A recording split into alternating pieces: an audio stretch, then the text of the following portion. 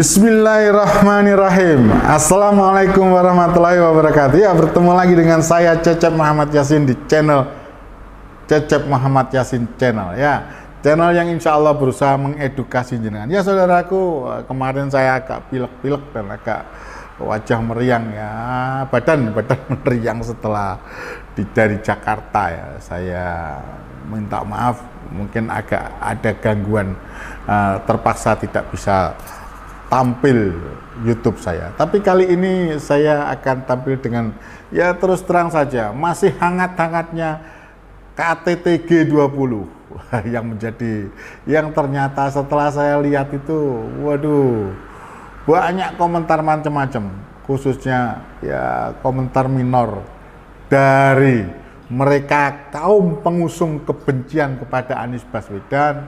Tentu saja fitnah.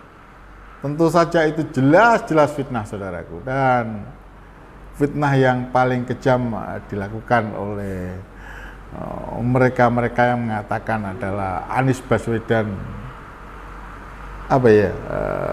menjadi penerima tamu. Mereka tidak menyadari bahwa ternyata Anies Baswedan ini di G20 itu menjadi bagian daripada pengisi acara atau agenda untuk Bloomberg. Bloomberg ini show forum yang digelar pada Jumat 11 November 2022. Ini acara Bloomberg ini, B20 ini adalah acara yang memang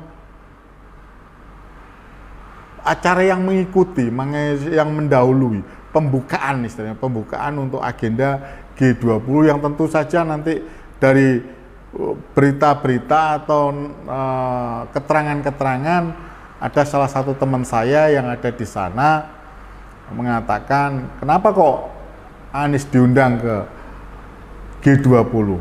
Dia mengatakan itu adalah kerjaannya B20, Bloomberg 20, yang mana mereka mengambil orang-orang lokal, ya, tokoh-tokoh nasional yang dalam kedudukannya itu satu berintegritas dan dua berkualitas dan tentu bisa menjadi bagian dari pencerahan. Dan kita patut bangga di situ. Ada, saya mendapatkan dari teman saya tadi, dia tidak mau disebutkan namanya, mohon maaf, ini berkaitan dengan pekerjaan beliau, itu mendatangkan Perdana Menteri tokoh-tokoh internasional, Perdana Menteri Tony Blair, dan beberapa tokoh-tokoh lainnya. Dan itu salah satu yang diundang, itu adalah, diundang ini bukan penerima tamu ya saudaraku, diundang yaitu Anies Rashid Baswedan, calon presiden di 2024. Dan memang Anies Baswedan ini fenomenal sekali menurut saya. Ini adalah suatu kejadian yang sangat membanggakan bagi bangsa Indonesia, di mana apa yang diterangkan oleh Anies Baswedan, saya melihatnya sangat-sangat bermutu. Jadi ini juga yang membuat saudaraku, beberapa orang netizen ya kadang-kadang agak jahil. Kenapa Pak Ganjar? Kan wah, Anies sudah tidak, saya tidak menyangka Anies punya panggung, ini sungguh tidak menyangka. Kalau saya mengatakan ini bukan panggung, karena kualitas dan integritasnya juga, ya inilah Anies, sosok Anies yang memang berkualitas, tidak bisa dibantah lagi oleh siapapun. Ini berkualitas. Dia tidak terbelenggu oleh oligarki partai, oligarki politik, maupun oligarki oligarki pemilik modal. Dia lahir dari kualitas, integritas lahir dari dirinya, sehingga ini dilihat oleh orang luar, sehingga mereka orang luar tadi yang tentu saja juga berkualitas dan berintegritas, karena tidak sembarangan Bloomberg ini menghadirkan sosok-sosok kalau tidak melalui saringan-saringan yang ketat, dan Anies masuk dalam deretan itu. Dan alhamdulillah ini nyata, tidak bisa dipungkiri. Anies secara tidak langsung membuka mata rakyat Indonesia, membuka mata kita, memang nyata beliau adalah sosok yang berkualitas dan berintegritas. Nah, yang menjadi pertanyaan saya, mereka-mereka yang pandai lantas mengkritisi Anies ketika hadir itu maksudnya apa gitu loh. Saya tidak paham. Kalaulah mereka pandai, mereka cerdas, katakanlah seperti komisaris Budianto ya, yang kemarin itu, ini orang ini ya mohon maaf ya, apa ya, menjadi orang yang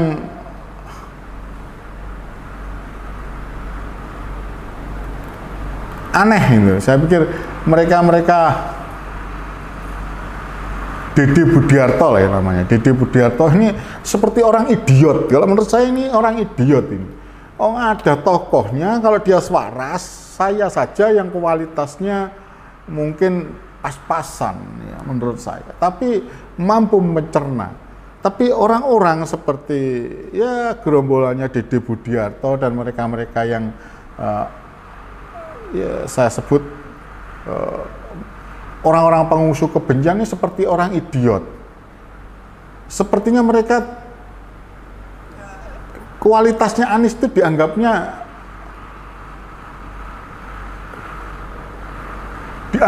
Anies sebagai pembicara itu seolah-olah dikatakannya ada rekayasa. Rekayasa dari mana? Anies itu sosok yang tidak pernah melakukan rekayasa. Dia akan berbicara apa adanya. Dan itu sudah terbukti di Jakarta. Anies tidak pernah dalam posisinya meraih kedudukan. Anies, kalau mereka mau melihat ke belakang, sosok Anies ini berjasa besar pada Jokowi di 2014 sebagai salah satu jurkamnya, sebagai salah satu juru bicaranya, di mana dia sudah dengan loyal, dengan ikhlas, loyal dan dengan penuh tanggung jawab melaksanakan tugas yang diberikan oleh Pak Jokowi dan Pak Yusuf Kala itu untuk menjadikan keduanya sukses di pemilihan presiden 2024. Dan ini berkualitas, dan mereka yang mengatakan itu tidak ada jasanya sama sekali dengan Jokowi di 2014 maupun di 2019. Anies jelas. Setelah itu, Anies diberi kepercayaan menjadi bagian daripada tim transisi. Juga sukses ditunjuk oleh Pak Jokowi menjadi tim transisi di 2014. Sukses juga. Dan keduanya, kalau mereka mau membaca, saudaraku, Pak Anies ketika ditunjuk sebagai Menteri Pendidikan dan Kebudayaan, sukses sebagai menteri, salah satu menteri terbaik. Sukses menjadi salah satu menteri terbaik. Nomor 2 kalau nggak nomor 3. Yang seharusnya tidak layak. Mungkin karena suatu sebab Anies ini tidak mau dirinya disandra, melakukan kebijakan-kebijakan yang tidak baik, maka akhirnya Anies istilahnya jabatannya dilengsarkan. Tapi dalam posisinya Anies itu benar-benar orang yang berprestasi, sebagai menteri yang berprestasi. Saya yang hanya bertanya, seharusnya kalau mereka mempertanyakan, itu pun mereka mengatakan Anies dipecat. Seharusnya mereka bertanya pada Pak Jokowi, kenapa Anies yang jelas-jelas sudah prestasi kok dilengsarkan atau diberhentikan oleh Pak Jokowi? Kenapa? Ada apa? Nah, itu harusnya mereka bertanya pada Pak Jokowi, bukan bertanya kepada Pak Anies, karena Pak Anies itu fakta sudah menjawab. Itulah yang harus mereka pertanyakan, tapi tidak, karena mereka mengusung kebencian, mereka mengatakan bahwa Anies adalah menteri yang dipecat. Ini sesuatu hal yang memang dari awal mereka tidak senang, dan ini menjadikan mereka seperti orang idiot. Kalau saya bilang, ya mohon maaf saja, saya mengatakan ini seperti orang idiot, saudaraku. Dari mana saya bicara begitu? Fakta. Ketika Anies sudah berprestasi demikian rupa dan dianggap oleh dunia, harusnya mereka, katakanlah, mereka harusnya senang. Saya pun misalkan Pak Ganjar kalaulah diundang di Bloomberg, saya akan acungi jempol. Mari kita berpikiran positif ketika ada warga negara kita dihormati, dihargai oleh dunia, maka seharusnya kita mendukung. Kita boleh berbeda pandangan, boleh berbeda sikap, kita boleh tidak mendukung, tapi fitnah jangan dilontarkan, karena itu tidak apa ya, maaf saja,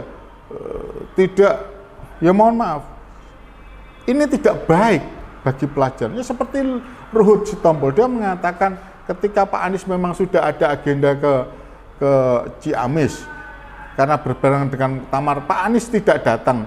Dikatakannya Pak Anies itu meminta untuk diundang tapi ditolak oleh Muhammadiyah. Ini kan konyol. Ini pernyataan sikap-sikap seorang pecundang. Dan Dede Budiarto ini nyata bahwa dia mulutnya itu adalah mulut seorang pecundang. Mulutnya orang idiot yang seharusnya bangga. Dan seperti ini tidak baik untuk menjadi seorang pejabat negara. Dia pejabat negara harusnya tidak bisa, dia ngurusi lah.